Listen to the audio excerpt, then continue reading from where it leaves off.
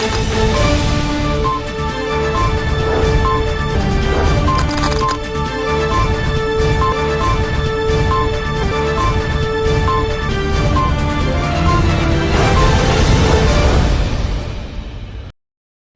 दर्शक मित्रों, दमन न्यूज में आपका स्वागत है।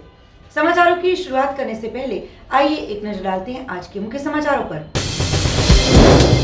हाईवे पर पड़े गड्ढों को लेकर वलसाड तहसील के 45 गांव के सरपंचों ने जिला समाहर्ता को सौंपा आवेदन पत्र।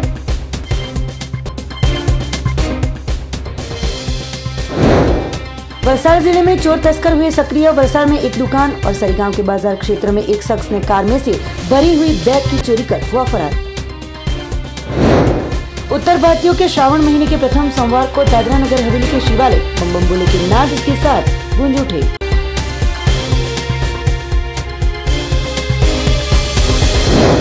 अब समाचार विस्तार से। वलसाड की डुंगरी हाईवे पर मार्ग पर खड्डों के चलते हुई दुर्घटना में एक ही परिवार के 3 लोगों की हुई मौत की घटना के बाद दुर्घटना निवारण के लिए सही कदम उठाने की मांग के साथ 45 गांवों के सरपंचों ने जिला समाहर्ता को सौंपा आवेदन पत्र। वलसाड जिले की सीमा वागलधरा से बिलाड़ तक है। नेशनल हाईवे के कॉन्ट्रैक्टरों की भ्रष्टाचारी कार्यवाही को लेकर निम्न कक्षा के मटेरियलों से बनाए गए रास्ते को लेकर कुछ दिन पहले ही भ्रष्टाचार का उत्कृष्ट उदाहरण सामने आया था। निम्न कक्षा के मटेरियलों से बनाए गए मार्ग की वजह से कई बार दुर्घटनाएं घटित होते निर्दोष लोगों को अपनी जानें गंवानी पड़ती है। तो जो मुसीबत आती है उसमें परिवार बिना आधार के होते उसका जिम्मेदार कौन, ये जांच का विषय बन जाता है। तो ऐसे ही घटना में वलसाड के डुंगरी हाईवे पर 4 दिन पहले रास्ते पर पड़े बड़े बड़े खड्डों के चलते बाइक खड्डे में गिर जाने की वजह से पीछे से आ रहे कंटेनर ने बाइक सवार और नीचे गिरे एक ही परिवार के 3 लोगों को चपेट में लेते हुई दुर्घटना में 3 लोगों की मौत हुई थी, जिसको लेकर सोमवार को वलसाड तहसील के 45 जितने गांव के सरपंचों द्वारा जिसने अपने माता पिता और बहन को गंवाया है और अकेले रह गए 14 साल के लड़के को सहाय दी जाए और निम्न कक्षा के रास्ते बनाए गए हो और मटेरियल जो निम्न कक्षा का डाला गया हो, जिसकी कामगिरी के चलते मार्गों पर बड़े बड़े खड्डे हो गए हो, तो वापस से ऐसी दुर्घटनाएं घटित न हो, इसके लिए सही कदम उठाने की मांग के साथ जिला समाहर्ता को आवेदन पत्र सौंपा गया था और आईआरबी की लापरवाही को लेकर कदम उठाया जाए, इस आशय के साथ विरोध प्रदर्शन भी किया गया था और हाईवे बंद करने की चेतावनी भी दी गई थी।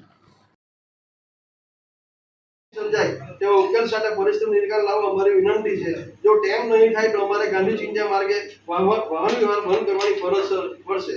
आभार सर, एम आपणे बधाए सही करी छे। आपणे बधा ઈચ્છા છે કે એક એનએચઆઈના જે હેડ છે એની સાથે આપણી એક મીટિંગ થાય અને મીટિંગમાં આપણને ઘણા બધા પાસાઓ છે કે ખાલી રસ્તો ખરાબ થવાથી આ બધા પ્રશ્નો સોલ્વ કે હલ નથી થવાના, રિપેર કરવાથી, પણ ટ્રાફિક નિયમનનો બી બહુ મોટો ભારણ હંમેશા માટે આપણે જોઈએ છે। ट्रक वाला ने वगर हुज वगर गाड़ियों पड़ी है हंकारे है हाईवे पर, ये पण एक्सिडेंट बहुत मोटू कारण होय छे। आपणे 4 व्हील में ज्यारे जता होय त्यारे आपणे हाईवे पर जोता ज होईए छे के भाई आपणे कहू करीने गाड़ी आपणे पोते हांकवी पड़ते, एना माटे बी सेंस बोर्ड लागवा जोईए અને ટ્રાફિક નિયમોનું પાલન ત્યાં થવું જોઈએ। વધારે પડતા ભારણના વાહનો હાઈવે પર અવરજવર કરવાથી પણ આ મોટા મોટા ખાડા પડે છે। આપણે જોઈએ છે કે બ્રિજો પર કઈ રીતે ખાડા પડી શકે। બ્રિજ પર તો પાણી તો રહેતું નથી, ब्रिज पर हमेशा पानी निकली जतुं होय छे, तो ब्रिज तो खरेखर हलकी कक्षाना बन्या होय तो ज आ वस्तु बनवा जोग छे। એટલે આપ સૌને વિનંતી છે, આપણે શાંતિપૂર્ણ રીતે કલેક્ટર ઓફિસમાં જઈશું અને આવેદનપત્ર આપીશું। ત્યાં 5 થી 7 લોકોને જવા દેશે, એટલે ઉપર કે આપણે કોઈ હલ્લાબોલ કરવાનો નથી, આપણે કોઈ સૂત્રોચ્ચાર કરવાનો નથી। આપણી જે માંગણી છે એ આપણે કલેક્ટરના માધ્યમથી ત્યાંની નકલ કરવાના આપણે પછી આપણા જે કાંઈ આદરણીય મંત્રીઓ શ્રી છે, આપણા ધારાસભ્યશ્રીઓ છે અને આપણા ગડકરી સાહેબ છે, નેશનલ હાઈવેના જે જવાબદારી વ્યક્તિ છે, આપણા સીએમ પીએમ સુધી આપણે પહોંચાડવાનો प्रयत्न करीશું। वापी में मार्गों पर पड़े बड़े बड़े खड्डों के चलते वापी कांग्रेस समिति और महिला समिति द्वारा वार्ड नंबर 8 में किया गया विरोध प्रदर्शन। वापी शहर कांग्रेस समिति और महिला समिति द्वारा वार्ड नंबर 8 में विरोध प्रदर्शन का कार्यक्रम आयोजित किया गया, जिसमें चला मार्ग, वापी मच्छी मार्केट, वापी मेन बाजार मार्ग, स्टेशन मार्ग, वापी की जनता को झेलनी पड़ रही मुश्किलें और रास्ते पर बड़े बड़े खड्डों की वजह से अब लोग त्राहिमाम पुकार रहे हैं, जिसके विरोध में पौधारोपण करके वापी नगर पालिका और सत्ता में बैठे हुए भाजपा की सरकार को जागरूक करने के लिए विरोध प्रदर्शन किया गया था। इस विरोध प्रदर्शन में कांग्रेस के अग्रणी, विरोध पक्ष के नेता, सभ्यगण, यूथ कांग्रेस प्रमुख और कांग्रेस महिला प्रमुख, उप प्रमुख और सभी कांग्रेसी कार्यकर्ता उपस्थित रहे थे।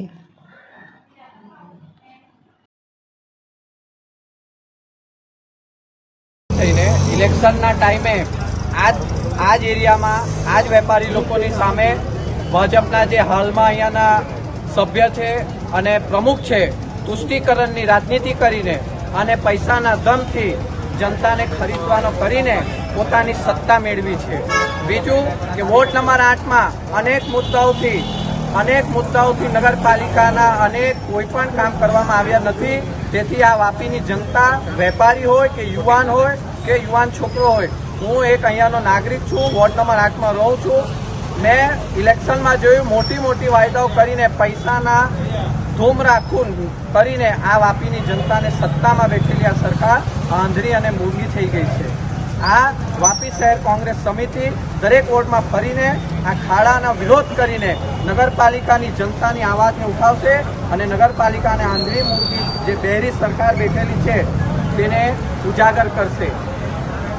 બનાવ્યા આજ સુધી આના ઉપર કોઈ દિવસનું રિપેરિંગ નથી થયું।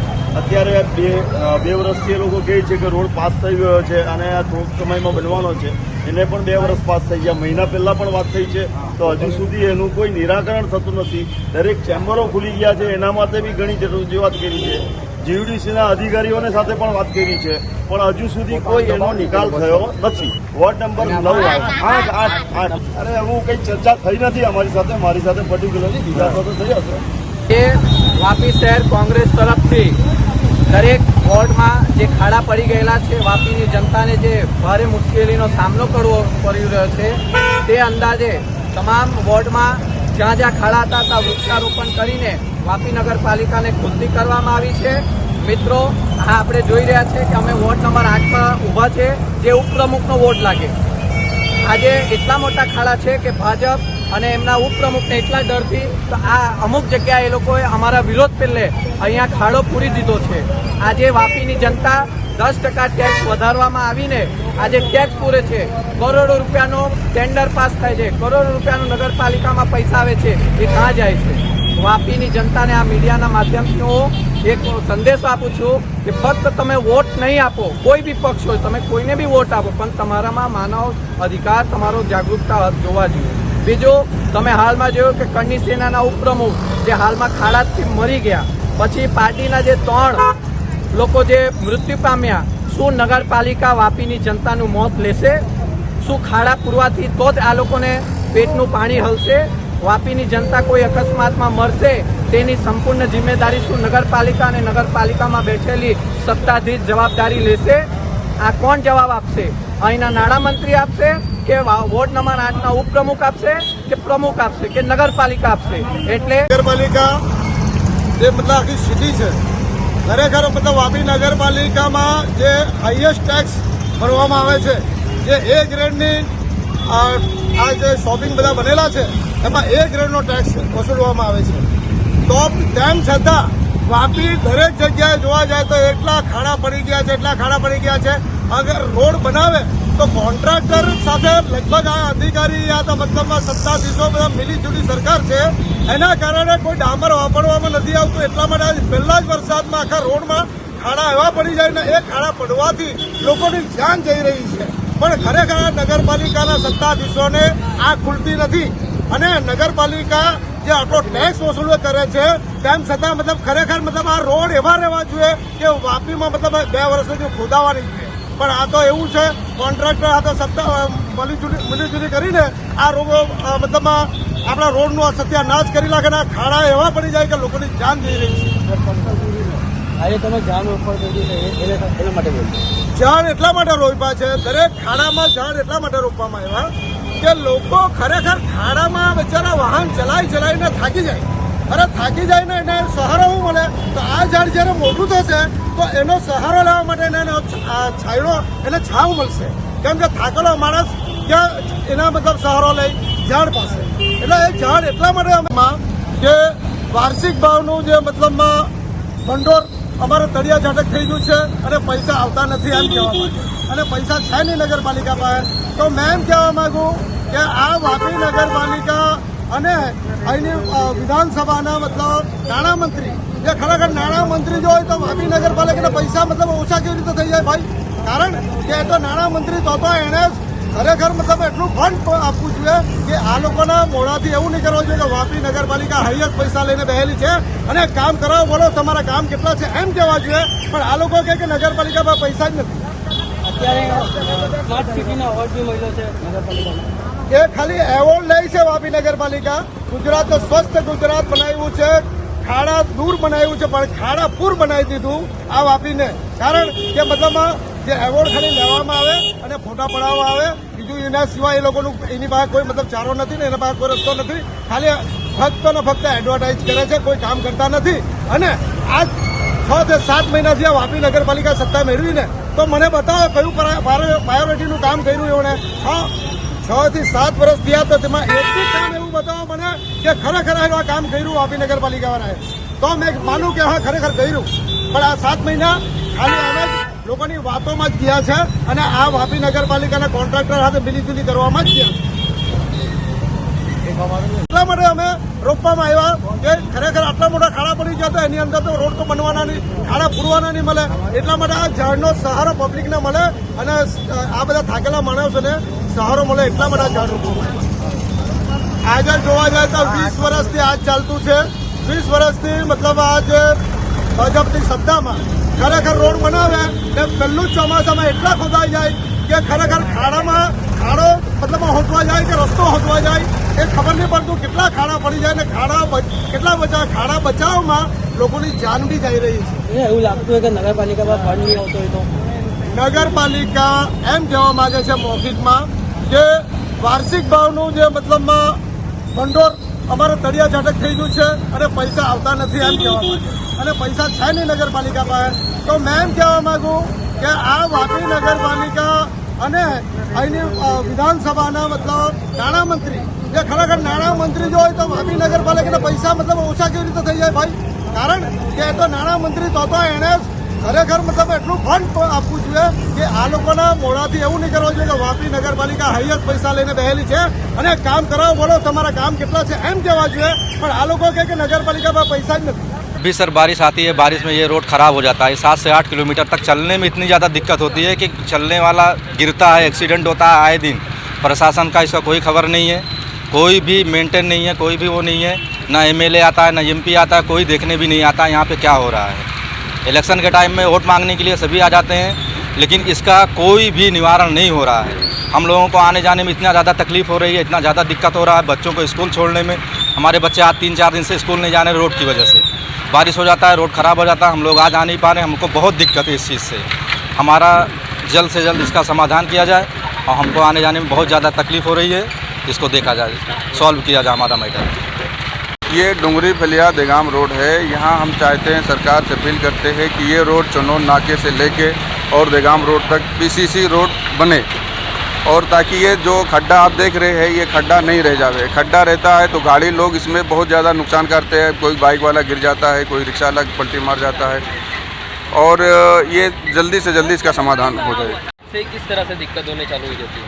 हाँ, हर साल यही बारिश गिरने, हल्का भी बारिश गिरता है तो खड्डा हो जाता है रोड के अंदर. थोड़ा भी बारिश हुआ, पहली बारिश में ये हाल हो जाता है कि कोई भी यहाँ से लेके वहाँ तक पूरा खड्डा हो जाता है, समझ लो. अब कितना रोड खराब है अभी यहाँ से? लगभग समथिंग 7 से 8 किलोमीटर होगा. चनौन नाके से लेकर और देगाम रोड तक पूरा खराब है रोड. वलसाड शहर के स्टेशन मार्ग पर आई हुई शताब्दी मार्केट शॉपिंग सेंटर में आई मनी ट्रांसफर और मोबाइल रिपेयरिंग की दुकान में दीवार में छेद बनाकर तस्करों ने फिर से एक बार किया हाथ सफाया. वलसाड के स्टेशन मार्ग पर आए हुए शताब्दी मार्केट में आई हुई दुकान नंबर 11 में मोहसिन फारूक मेमन दुकान में मनी ट्रांसफर, मोबाइल रिपेयरिंग और रेलवे ई टिकट देने का व्यापार करते आए हैं. हर रोज की भांति सोमवार को दुकान खोलने के लिए पहुंचे तो दुकान खुलते ही सामान अस्त व्यस्त हालत में दिखाई दिया था. दुकान संचालक द्वारा दुकान में जांच करने पर दुकान के पीछे के हिस्से में आई दीवार में छेद बनाकर दुकान में से मोबाइल एसेसरी सहित का सामान चोरी किया गया होने का सामने आया था। मोबाइल रिचार्ज की रुपये सहित की चीज़ें तस्करों द्वारा चोरी कर चोर फरार हुए थे।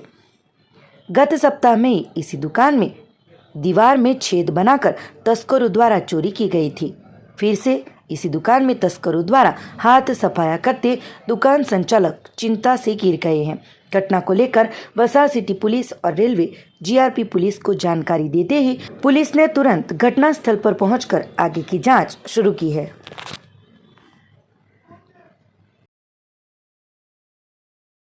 મારી સ્ટેશન રોડ પર સહોરા મોબાઈલ શોપ નામની દુકાન છે।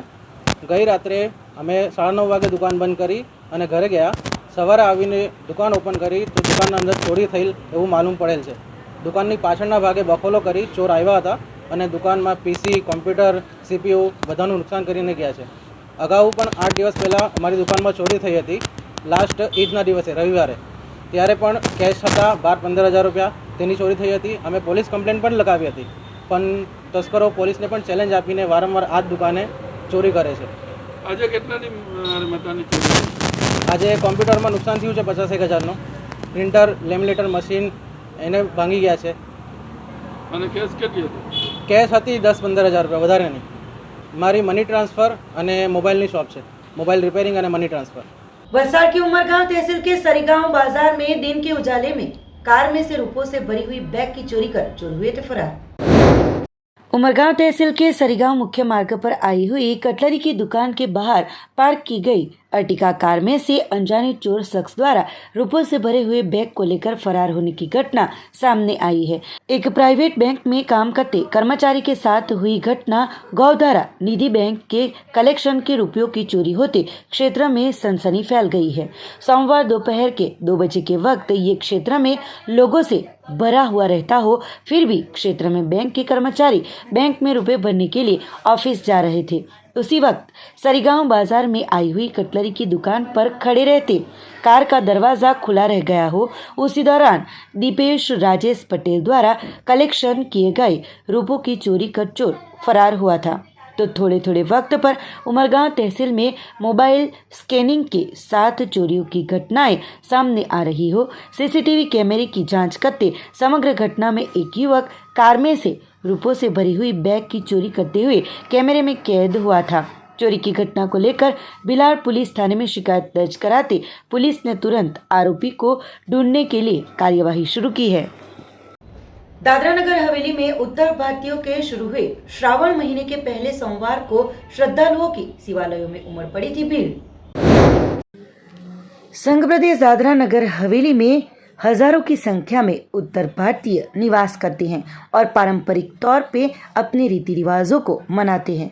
तो सोमवार से उत्तर भारतीयों का श्रावण महीने का प्रारंभ होते ही उत्तर भारतीयों द्वारा श्रावण महीने के प्रथम सोमवार को सिलवासा के गायत्री मंदिर, तिरुपति बालाजी मंदिर सहित देवालयों में स्थापित शिवलिंगों की पूजा अभिषेक करने के लिए सुबह से ही श्रद्धालुओं की भीड़ उमड़ पड़ी थी।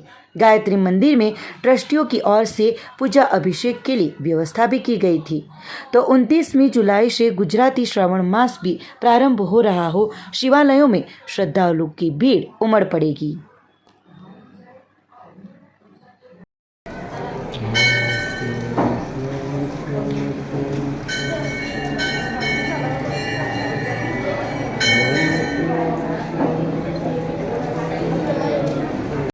ओम नमः शिवाय। मृत्युंजय महादेव त्राहिमां शरणागतम जन्म मृत्यु जरा व्याधि पीड़ितम करणम। हमारे उत्तर भारतीय लोक समाज का आज पहला सोमवार, श्रावण मास प्रारंभ हो गया। भगवान शिव की कृपा प्राप्त करने के लिए आज सुबह 5:30 बजे से ही भक्तों का तांता लगा। सुबह 5:30 बजे जैसे ही मंदिर खुलता है, भक्तजन का आना शुरू हो जाता है।